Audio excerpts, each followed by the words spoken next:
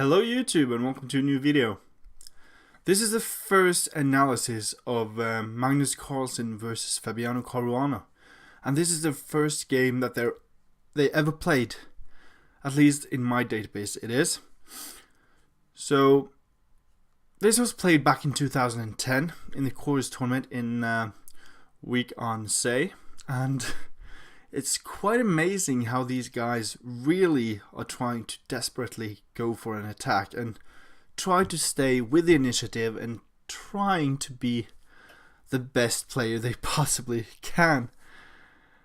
It's almost too much fun to watch this first game because there is some sacrifices here and there are big things to calculate. Alright, so let's just dig right into it. So Magnus is white and Fabiano Caruana is black. And Magnus played e4 and Fabiano played e5.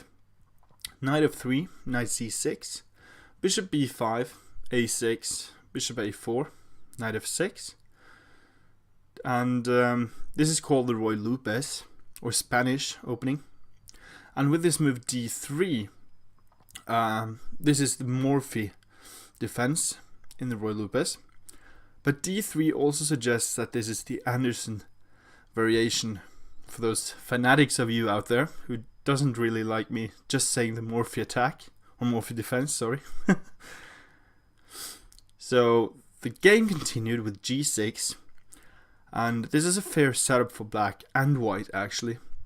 And with knight to b to d2, white usually just tends to castle after bishop to g7, but I think Magnus Carlsen, rather than playing castles immediately, wanted to see if black had something after his next move, trying to pick Caruana pretty much off an eventual preparation that he had. So Magnus played knight to f1, but knight to f1 doesn't really do much difference other than maybe preventing himself from castling for quite some time, and in this particular game he actually doesn't castle at all. But you get your knight more active more sooner, or just sooner. So that's something fun about this knight f1 move immediately. So black castles and Magnus plays bishop to g5, a common idea to play for this pin on the f6 knight. So right now black would very much like to play this queen to d6, but by doing so playing his queen out of the way and not aiming for d5 and queen to d6, you might find yourself in a bit of a tight spot, because then white can really go for some eventual attacks on the king side here. And also by stepping here, you are actually stepping into another pin on c6. So Caruana played d5, queen to e2. This is actually quite interesting because Magnus is kind of saying that I want to castle queen side, but also saying that I have enough protection onto this pawn. So if Caruana wanted to, he could have probably gone with something like knight move to e7 here as well. But I think his move is quite a lot better. So queen to d6, just stepping out of that pin, and now the bishop has to capture. So why not something else?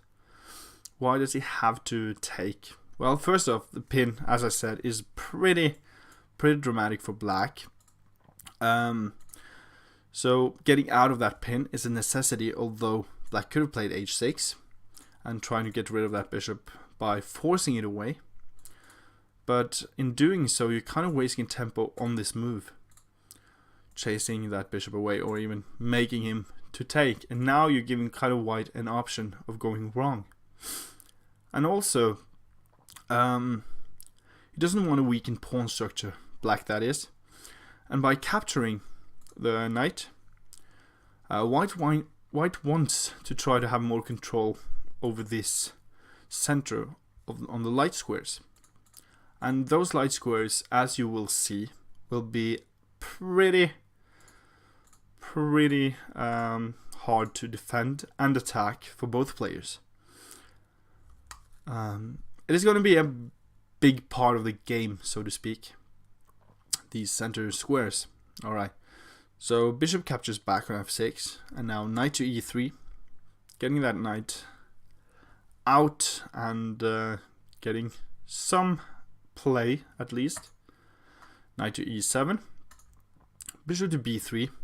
So it is all about this pawn on d5 at the moment.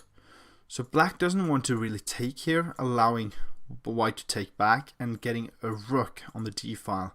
That would be kind of a terrible mistake for black, because then you're allowing white so much counterplay. Because in this particular position, black wants these open files for himself, right? And by placing in rook onto d1 after takes would be kind of sad for black. Alright, so c6, now h4.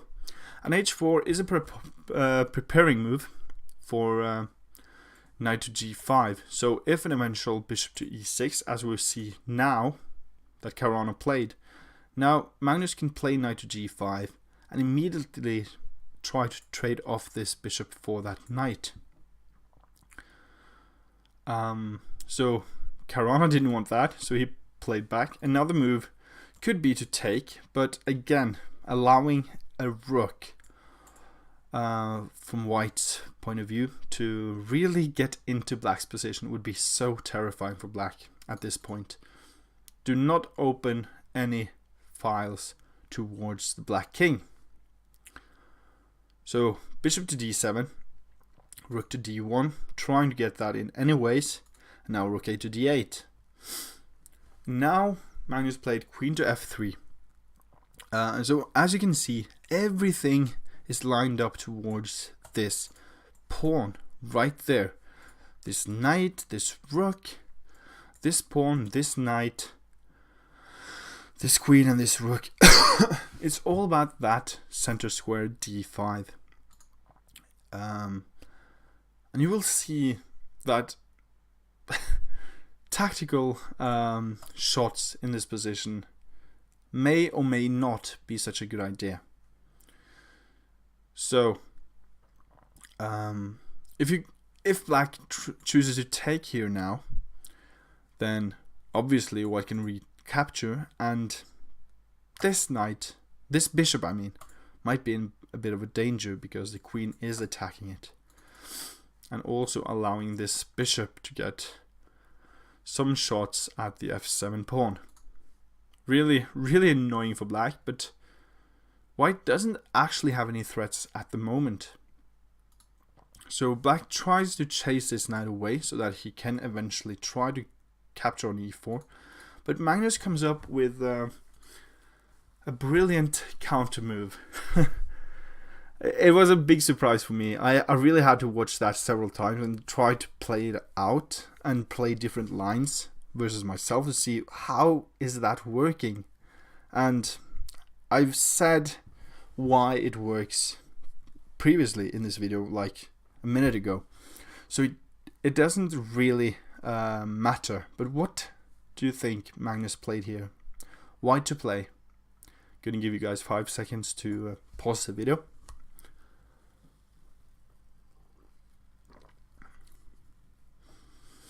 Alright, so Magnus played this shocking move. To me it was shocking at first, but then I realized it is alright. But knight to c4. Just simply trying to pick off this queen. The queen can't move anywhere. If the queen steps here, then the queen takes on f6. So it has to be taken. The knight has to be captured. This bishop is too big of a defensive piece that you can't really get rid of that. Or you can't rid yourself with that defensive piece, at least. So now d captures c4. And now why can't black simply play queen to c7? As I said earlier, this move the whole point behind knight to c4 was that if the queen tries to move away, you can capture on f6. So black has to cover with his knight. Knight to d5. It is forced, pretty much. And it's so funny that it is actually forced, because it doesn't look like it should be. Like, why can't black simply play something else? But the reality is that black is lost if he tries anything else. Alright, knight to d5. So I love how these players, Magnus and Fabian Caruana and everyone else in the elite top board of the game, really fights for the initiative all the time. Like this knight to c4 move, and now knight to d5. You have to kind of not the initiative more than just not getting attacked and mated, but still. Now knight back to h3. Simply don't capturing back here, because then your other knight would be hanging, and this knight is pinned as of now, so it can't really move. And how did black continue? Alright, he played h5, threatening bishop to d4, skewering the queen to the rook there. And it also kind of says that white can't really push this pawn forward to gain more attack. So after queen to g3, I think that also is kind of forced, queen to g3. Another move would be queen to d3 or queen to e2, but I don't think those work out quite as nicely, because then the knight could actually maybe move. At least if queen to e2. So bishop g4, and here white has a couple of options. He could play both rook to d2 and rook to d3. I'm not sure why he played rook to d2 instead of rook to d3. I tried to figure it out, but it's really hard to understand why one of these moves are better than the other. But Magnus plays rook to d2, and I bet it is justified. I just don't see why not rook to d3. But probably because he wants to have some connection between the king and the rook, so that the rook might be protected after some loosening of this file, the d file. Alright, so rook to d2, and now bishop captures h4. A shocker to Magnus, I guess. I don't think he actually calculated that, but after bishop captures h4, of course, black is winning a pawn. But white was up a pawn, so it doesn't really matter that much. So queen captures h4, kind of forced. And now queen to f6. Another move for black would kind of be to either place rook to e8 or the queen down to e7, threatening to capture here with more deadly force.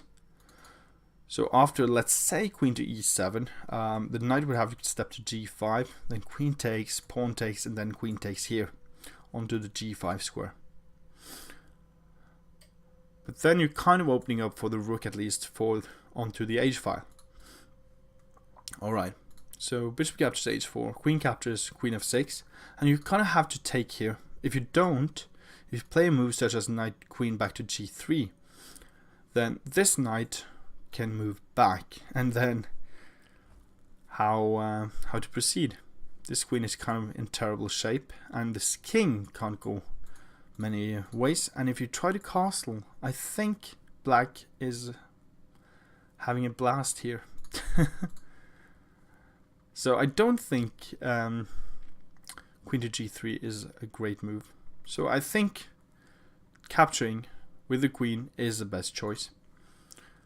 And now, of course, knight captures back. That's the whole idea behind that bishop captures h4, that you don't lose this knight on d5.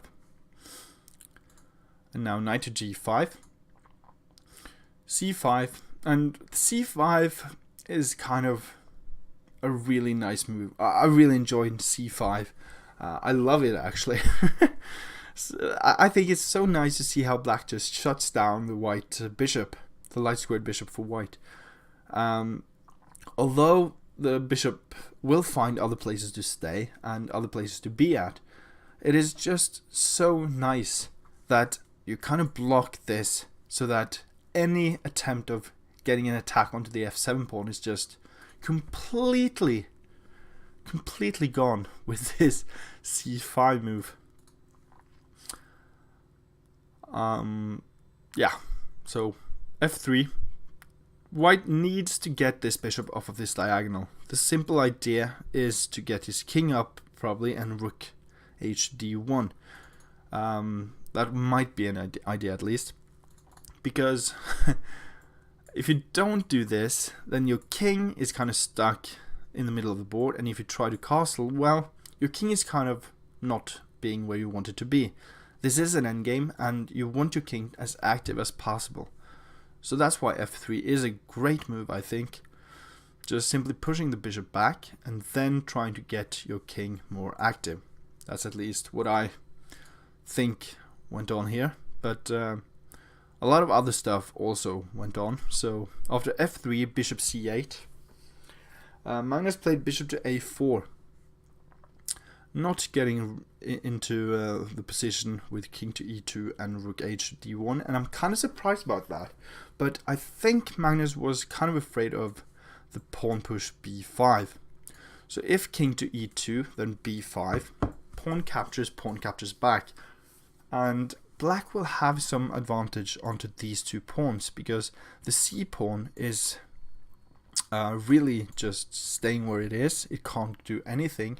And the a pawn will get attacked on from the a file, and it's pretty hard for white to keep a hold on that pawn. That's at least what I think is going on here. So after bishop a4, king to g7, getting out of an eventual check, and also getting the king more active eventually by bringing your king out. And also maybe preparing a move such as f5. So rook captures and rook captures. And now b4. So I think this move b4 is a bit too much for white. Although it is a fairly good move. I can't see why it isn't. But I feel like a move such as king e2, pawn to b3, or rook to h2 would have been preferred, simply because you want your pieces as actively placed as possible, and by playing b4 you're allowing this next move, rook to d3, and it's really annoying because all of these pawns gets picked up and there's not much white can do about it. So I don't like b4. I would definitely not have played it, I think, myself. But hey, that's why Magnus is Magnus, and that's why I am just the NCG. So pawn captures c5, rook captures c3, king to d2, bishop b3, and here we kind of see some moves, just trying to get an equal sort of endgame here. And by placing your bishop on c4, you're trying to get this pawn as loose as possible. And by that I mean after knight to d6, black is kind of forced to take on c4, otherwise you lose this pawn, in which this c pawn for black is very weak. But as a matter of fact, black has 1, 2, 3, 4, 5 pawns, and white has only 1, 2, 3, 4. So it might be a bit hard for white to actually deal with this. And we'll see. So h4. The pawn structure is suggesting multiple weaknesses for both players. This is a weakness. This is a weakness. This is now become a weakness. This is always a weakness because the king can't move too far away from the pawn. Otherwise, like if a knight, let's say, comes here, this pawn is always being attacked. And this might be a huge weakness as well. This is also a weakness, and so almost everything in the position is a weakness. And why did I say that the g2 pawn is a weakness? Well, simply because this pawn guards this pawn. And I know that that's kind of weird to say, but this is what we call a pawn chain. And to attack a pawn chain, you kind of have to attack the base of the chain, not the pawn in front of every other pawns. So this pawn is simply not... there's no reason to attack that pawn when you can attack the g2 pawn and threaten all of the other pawns in the chain. So that's kind of something you should think about the next time you're playing an endgame like this. And at the kings are on opposite sides. That might also be a big factor in this game. So let's see how this goes. So knight to b6, getting at both of these pawns, and knight to h5.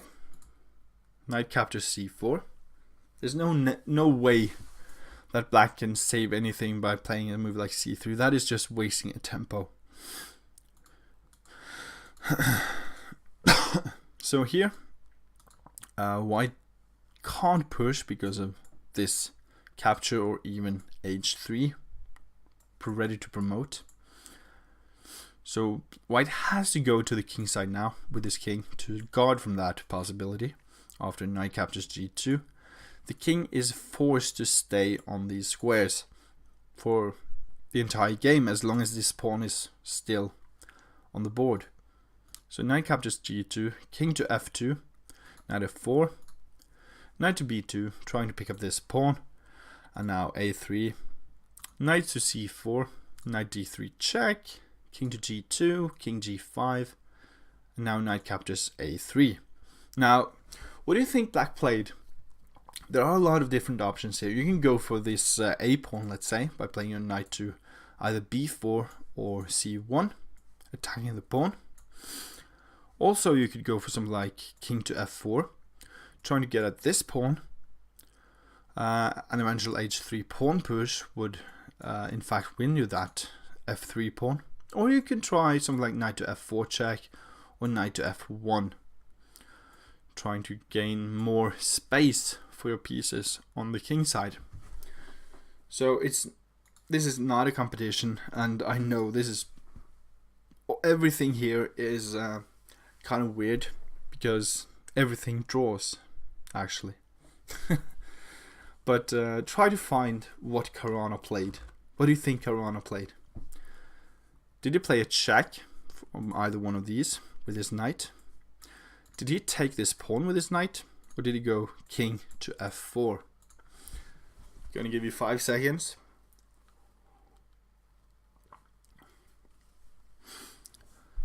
Alright. So if knight to b4 or to c1 doesn't matter, then knight to c4. You can't really stop black from capturing here. Then after knight captures a2, knight captures e5 is the idea. Now it's just dead draw. Knight to c3 and king to h3. At least he had some other chances with this pawn. I mean, black had some chances with this pawn on the board. So what about instead? What if he instead played knight to e1 check? Alright, let's say king f2, knight to d3 check, and now just simply king to g2. Like, a check doesn't do anything in this position. Black isn't going anywhere from just giving a check. So after this move, just simply playing your knight here, pushing this pawn. The knight has to guard from this pawn to promote further, and after h3 king captures, there's gonna be a draw. So black didn't play any of those moves. He played king f4 immediately instead. And white just continued with knight to c2 and knight to b2, trying to get your knight better a better square. Knight to b4, h3, king captures f3, and now king to h4, trying to at least stop this pawn from ever being pushed. Because if a knight move here, let's say this move, then this move is actually pretty hard to meet. Although you have something like knight to f6, probably black can then play knight to c4, knight to d2, and knight captures e4. And since this pawn has been played, you can't attack this pawn. Really annoying. So after king h4, which is kind of forced, I would say. I think other variations also draw, but I think king h4 is the most straightforward way of doing that. And now king f4, trying to stay in opposition to this king, and also trying to play g5. But it doesn't work because of a check, obviously. And after king captures e4, knight to e7, king f3, knight captures g6, e4, knight e5 check, king f4, and knight to g4, knight a4. They agreed to a draw. And it's so ridiculous how this game turned out, because there was tactical possibilities and they both went for them. And knight to c4 is such a nice move to play. This knight move here, attacking the queen, and the pawn would have to capture there. In which pawn captures back, doesn't allow queen to c7. But black found the best defense, obviously. And I think black had the better game in this particular game. And this is, as far as I'm concerned, the first time Magnus Carlsen and Fabiano Caruana ever played a game against each other. It was quite funny to analyze this. First of all, that knight to c4 move was really hard to spot, but once I saw that queen f3 is a multi-purposeful move by covering both d5 and f6 at the same time. And by realizing that the bishop on f6 would actually fall if the queen went to c7 after the sacrifice on c4, I realized that, yeah, it works. Wow. So I wasn't fully aware of every possibilities here, and I am so sorry if I didn't go through any variation. I know I didn't go through a lot of different variations in this particular analysis, but I feel like this game was kind of straightforward, and it wasn't that much to go through, because all of the plans for both white and black was in the middle game there, just to try to cover the d5 square and try to further and increase their pressure onto the d5 square. And I really feel like they both did as best as they possibly could to achieve that. And yeah, this is the first video in a series of maybe 3 or 4, maybe even 5, where I will go through Magnus Carlsen and Fabiano Caruana games before the World Chess Championship match starting November 9th. So, thank you guys so much for watching. Please check out tomorrow's video where we're gonna go through another game, and we'll see. Did I pick out a game where Magnus won, a game where Fabiano won, or maybe even just another draw? It's hard to say, isn't it? Alright, if you like this video, please subscribe to my YouTube channel, check out my Twitch channel, and stay notified for when a new video comes onto YouTube by not only subscribing to my YouTube channel, but also being a part of my Giants house on Discord. Alright, thank you guys so much. It's it's always fun to do these videos, although I am kind of preoccupied at the moment, so it's really tough for me to make these analysis videos. They take up quite a lot of time to make before, like preparing these videos are really exhausting. It takes me kind of a lot of time to prepare for each of these videos, but I really enjoy it, and I think that I'm learning something from this as well. So, ciao.